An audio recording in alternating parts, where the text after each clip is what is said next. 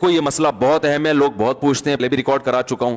اگر تسلی سے استنجا کر کے وضو کریں اور پھر محسوس ہو کہ پیشاب کا قطرہ نکل گیا ہے تو پھر استنجا کرنا ضروری ہے یا صرف وضو کر لے؟ اور اگر اس وقت نہ ہو اور نماز کے دوران محسوس ہو تو کیا کرنا چاہیے؟ جب پیشاب کرتے ہیں تو ایک دفعہ تسلی کر لیں کہ قطرہ آنا بند ہو گیا کہ نہیں ہو گیا, فوراً اٹھ کے نہ آئے, کیونکہ جب پیشاب کرتا ہے نا انسان تھوڑا سا کچھ نہ کچھ قطرات تری کچھ نہ کچھ آتی رہتی ہے, تو آپ تسلی سے بیٹھے رہیں. صحیح ہے نا؟ اب یہ نہیں کہ بیٹھے ہی, وہمی آدمی تو قیامت تک بیٹھا رہے گا, تو یہ وہمی ہوگی نہیں, نارمل آدمی کی بات کر رہا ہوں میں. تو تھوڑی دیر ہر انسان کو کچھ نہ کچھ تراوٹ آتی رہتی.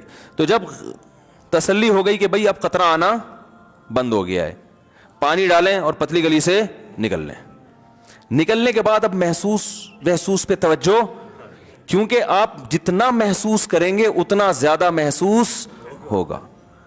قیامت تک ہوتا رہے گا. مر جائیں گے جب آپ کو غسل دیا جا رہا ہوگا, آپ اٹھ کے سامنے والے کو تھپڑ ماریں گے, بولیں گے مجھے ابھی بھی محسوس ہو رہا ہے, تو نے مجھے ابھی غسل کیوں دیا, پہلے استنجا تو کرا دیتا صحیح طریقے سے. حقیقت بتا رہا ہوں میں آپ. یہ وہمیوں کے فون سن کے پاگل ہو جاتا ہے انسان. تو ایک دفعہ تسلی ہو گئی, اب آپ آرام سے باہر آئیں, وضو کریں, نماز پڑھیں, اس کی طرف توجہ دے ہی نہیں کہ قطرہ نکل رہا ہے کہ نہیں نکل رہا. ہاں صرف محسوس نہیں, یقین ہو گیا کہ قطرہ نکل گیا ہے. اتنا یقین ہو گیا کہ آپ قسم اٹھا کے کہہ سکیں اللہ کی قسم پیشاب کا قطرہ اب نکل چکا ہے, تو آپ کا وضو ٹوٹے گا. بات آ رہی ہے سمجھ میں؟ لیکن وہمی کی سمجھ میں ابھی بھی نہیں آ رہی, کیونکہ وہمی کہے گا کہ وہمی لوگ پتہ کیا کہتے ہیں, پتہ نہیں یار میں قسم اٹھا سکتا ہوں کہ نہیں اٹھا سکتا, مجھے جو یقین قطرہ تو نکلا ہے, یہ تو محسوس ہوا ہے. اب اتنا کہ مفتی صاحب نے کہا تھا قسم اٹھا سکتا ہوں, پتہ نہیں قسم اٹھا سکتا ہوں کہ نہیں اٹھا سکتا, یہ وہم ہو رہا ہے مجھے. تو جب وہم ہو رہا ہے اس کی علامت ہے آپ نہیں اٹھا سکتے قسم, آپ کو یقین نہیں ہے. دیکھو ابھی رات ہو رہی ہے, قسم اٹھا سکتے ہیں نا؟ کوئی بھی وہمی ہوگا قسم اٹھا کے بولے گا بھائی رات ہو رہی ہے. اب وہ بھی اس پہ بھی قسم نہ اٹھا سکے, پھر وہ اس کو تو پھر فوراً کسی نفسیاتی ہاسپٹل میں ایڈمٹ کرائے نا. تو جو آپ کو وہم ہو رہا ہے پتہ نہیں قسم اٹھا سکتا ہوں, تو اس کی علامت ہے کہ آپ کو یقین نہیں ہے, تبھی تو آپ کنفیوز ہیں کہ اٹھا سکتا ہوں کہ نہیں اٹھا. جو 100% جس چیز کا یقین ہوتا ہے فوراً انسان قسم اٹھا لیتا ہے. تو اگر کنفیوز ہے کہ پتہ نہیں اٹھا سکتا ہوں کہ نہیں اٹھا سکتا, تو اس کا مطلب ہے آپ قسم نہیں اٹھا سکتے. حدیث کے مطابق آپ کا وضو باقی ہے.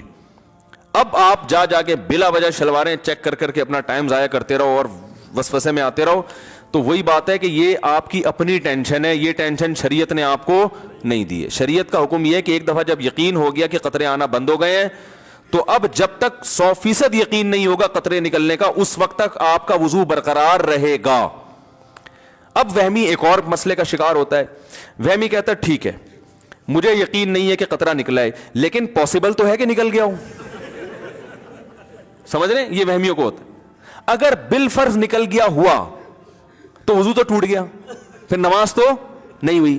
اس کا جواب یہ ہے کہ بھائی جب شریعت نے کہہ دیا کہ جب تک 100% یقین نہیں ہے تو وضو باقی ہے, تو اس کا مطلب ہے کہ بالفرض اگر نکل بھی گیا ہو تو بھی وضو باقی ہے. سمجھ میں آ رہی ہے بات؟ کیونکہ جب ایک دفعہ پیشاب کر لیا اور آپ کو اب یقین ہو گیا کہ اب قطرات نہیں آ رہے, تو آپ استنجا کر کے باہر آ گئے. اب شریعت یہ کہتی ہے کہ اب وضو قطرہ نکلنے سے یا نہ نکلنے سے نہیں ٹوٹے گا. اب جب تک نکلنے کا یقین نہیں ہوگا نہیں ٹوٹے گا, جب نکلنے کا یقین ہوگا تو ٹوٹے گا. اب قطرہ نکلنے سے وضو ٹوٹتا ہی نہیں ہے, اب قطرہ نکلنے کا یقین ہونے سے ٹوٹے گا وضو. بات آ رہی ہے سمجھ میں؟ لیکن وہمیوں کی سمجھ میں پھر بھی نہیں آئے گا. وہ پتہ ہے ایک اور حملہ کرے گا شیطان.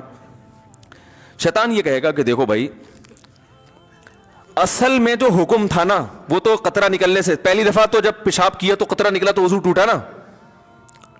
کیا خیال ہے؟ یہ تو شریعت نے ہم کو آسانی میں ڈالنے کے لیے, ایک وہمیوں کو وہم سے اور ٹینشن سے بچانے کے لیے شریعت نے کہہ دیا کہ یقین ہو قطرہ نکلنے کا تو وضو ٹوٹے گا, یقین نہیں ہے تو نہیں ٹوٹے گا. لیکن اوریجنل مسئلہ تو یہی ہے کہ پیشاب نکلنے سے وضو ٹوٹتا ہے, چاہے ایک قطرہ ہو چاہے 10 قطرے ہوں. تبھی تو جب پہلی دفعہ پیشاب کیا تھا میں نے بیٹھ کے تو وضو پورا ٹوٹا تھا میرا.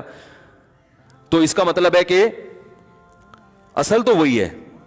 تو یاد رکھو وہ جو اصل ہے کہ پیشاب نکلنے سے وضو ٹوٹتا ہے, وہ بھی شریعت کے بتانے سے ٹوٹتا ہے نا, یہ کسی انگریز نے ریسرچ کر کے بتایا تھا لیبارٹری میں. تو جو شریعت نے آپ کو یہ بتایا کہ پیشاب نکلنے سے وضو ٹوٹتا ہے, اسی شریعت نے یہ بتایا کہ یہ اس وقت ٹوٹتا ہے جب آپ کو نکلنے کا 100% یقین ہو. اگر یقین نہیں ہے تو 100 دفعہ نکلتا رہے, نہیں ٹوٹتا.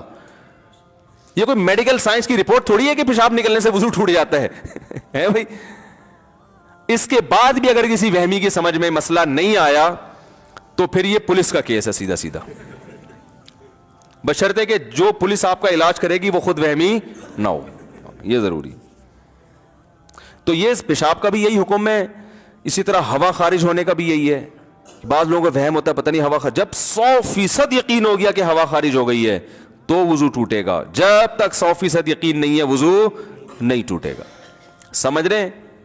اسی طرح یاد رکھو کپڑے پہ ناپاکی لگ گئی ہے کہ نہیں لگی ہے, جب 100% یقین ہو گیا کہ لگ گئی ہے تو وضو تو ناپاک ہوگا کپڑا, جب تک 100% یقین نہیں ہے کپڑے کو پاک ہی سمجھا جائے گا. مثلا آپ جا رہے ہیں, بائک والا قریب سے گزرا, چھینٹیں پڑ گئیں. اب لوگ کہہ رہے ہوتے ہیں پتہ نہیں یار یہ پانی کی جو چھینٹیں لگی ہیں یہ کتے نے کہیں پیشاب تو نہیں کیا اس پانی کے اندر. تو بھائی آپ نے پیشاب کرتے ہوئے دیکھا ہے کتے کو؟ نہیں دیکھا, تو بس اس کا مطلب یہ پانی کیا ہے؟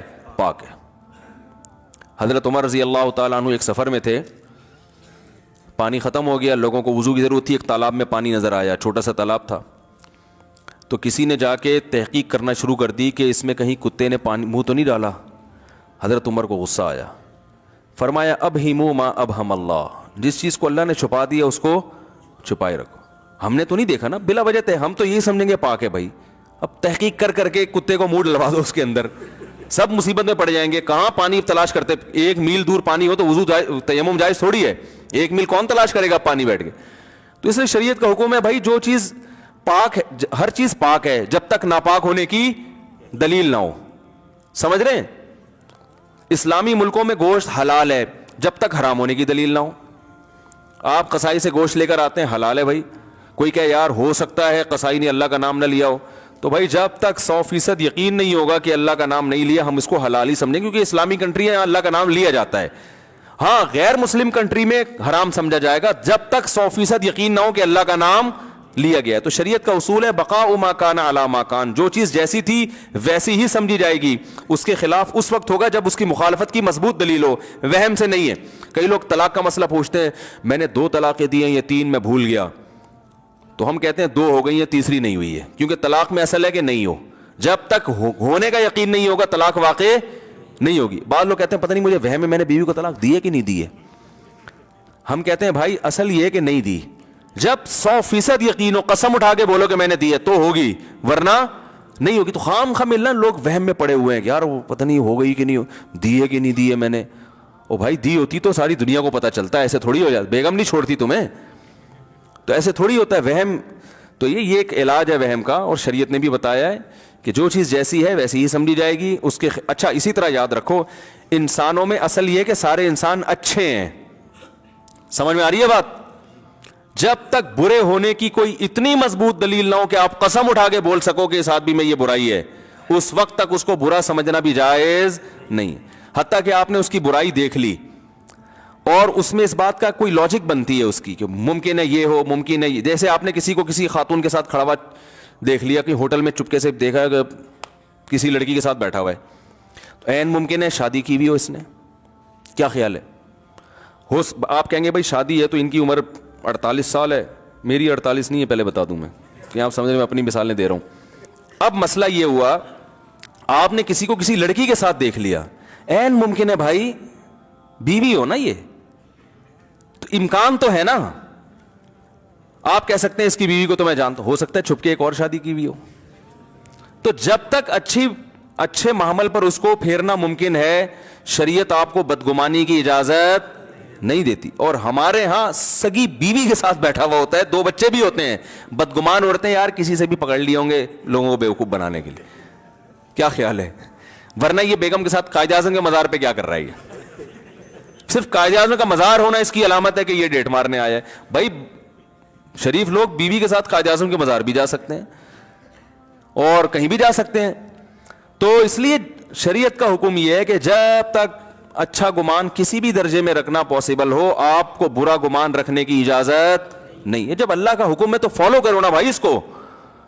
اور اس سے کتنا ہنسی خوشی زندگی گزرے گی. سب اچھے ہیں. دیکھو اس سے ذہن کو سکون ملتا ہے کہ سب اچھے ہیں, یہ اس سے ملتا ہے سارے برے ہیں, سارے چور ہیں. محلے میں ایک چور آ جائے نا ٹینشن دینے کے لیے کافی ہے. جب آپ نے یہ گمان رکھ لی یہ بھی چور ہے, یہ بھی فراڈی, یہ بھی 2 نمبر, یہ بھی ایسا, یہ بھی فلانا, یہ بھی, تو آپ تو سارا دن ٹینشن میں ہی رہو گے. تو کتنا اچھا ہے, یہ بھی بہت اچھا, یہ بھی بہت اچھا, یہ بھی بہت اچھا, یہ تو ہے ہی بہت اچھا, یہ جو بیٹھا ہوا ہے نا صحیح ہے نا, تو سارے اچھے ہیں تو خوش رہتا ہے انسان.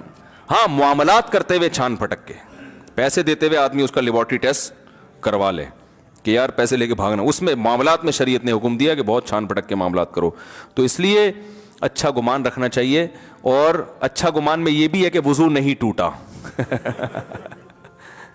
یہ بدگمانی ہے کہ ابھی وضو کیا نہیں اور ٹوٹ گیا 2 منٹ میں. تو اچھا گمان اپنے بارے میں بھی کہ بھائی میں بڑا خاندانی وضو کرتا ہوں, اتنے آرام سے نہیں ٹوٹتا. بی بی تمیزہ کا وضو ہے, جس کو قاری صاحب نا بی بی تمیزہ کو وضو کرا کے گئے, اس کو وضو کرنا نہیں آتا تھا, نماز نہیں پڑھتی تھی. قاری صاحب نے پوچھا کیوں نہیں پڑھتی, کہنے وضو نہیں آتا. انہوں نے کہا چلو وضو میں کراتا ہوں, وضو کرایا, نماز پڑھائی. اس کے بعد وہ سفر پہ چلے گئے, 10 سال کے بعد آئے. بی بی تمیزہ سے کہا نماز پڑھ رہی, کہہ رہے 10 سال سے پابندی سے پڑھ رہی ہوں ماشاء اللہ. انہوں نے کہا وضو, کہہ رہے وہ تو آپ نے کرا دیا تھا. تو جیسے بی بی تمیزہ کا خاندانی وضو ہے, 5 بچے پیدا ہونے سے بھی وضو نہیں ٹوٹا. تو آپ اپنے بارے میں فہمیوں کو کہہ رہا ہوں, فرض کر لو کہ جب میں وضو کروں گا کسی کا باپ بھی اس وضو کو نہیں توڑ سکتا. میں یہ علاج بتا رہا ہوں, اللہ کی قسم یہ چیزیں سوچنے سے فائدہ ہوتا ہے.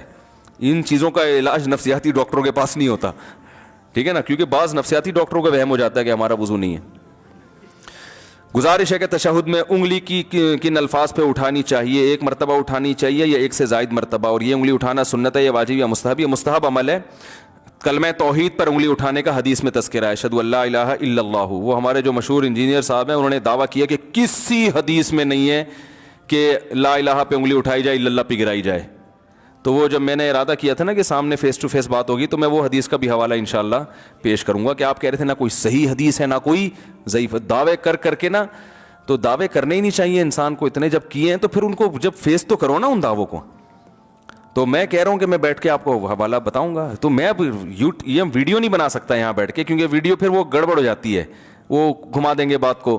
تو اس لیے ہم کہتے ہیں کہ بھائی ہے, ٹھیک ہے نا. ایسے اور بہت سارے ہیں. کبھی وہ کیا ہے کہ کب تک چھپو گے پیڑوں کی آڑ میں, کبھی تو ملو گے لنڈا بازار میں. شاعر نے کہا ہے کہ لنڈا بازار ایک ایسی جگہ ہے جہاں اچھے اچھے ڈیفینس کے لوگ بھی آتے ہیں. وہ پھر دھو دھلا کے نا ایسے کہتے ہیں ہم نے جناب یہ برانڈ ہے, جو ہم نے برانڈ ہے بہت اچھی ہم نے خریدی ہے. تو اس لیے شاعر نے کہا کب تک چھپو گے پیڑوں کی آڑ میں, اپنی محبوبوں سے کہہ رہے ہیں کبھی تو ملو گے لنڈا بازار میں. تو بھائی کبھی آپ ملے تو ہم انشاءاللہ وہ حدیث رکھ دیں گے جس میں لا الہ پہ انگلی اٹھانا یعنی کلمہ توحید پہ انگلی اٹھانے کا ذکر ہے. اچھا میرے بھائی, کیا رقیہ کا صحیح طریقہ, صحیح آیتیں؟ یہ بڑا لمبا سوال ہے, اس کا خلاصہ بتا دیتا ہوں. رقیہ دم کرنے کو کہتے ہیں.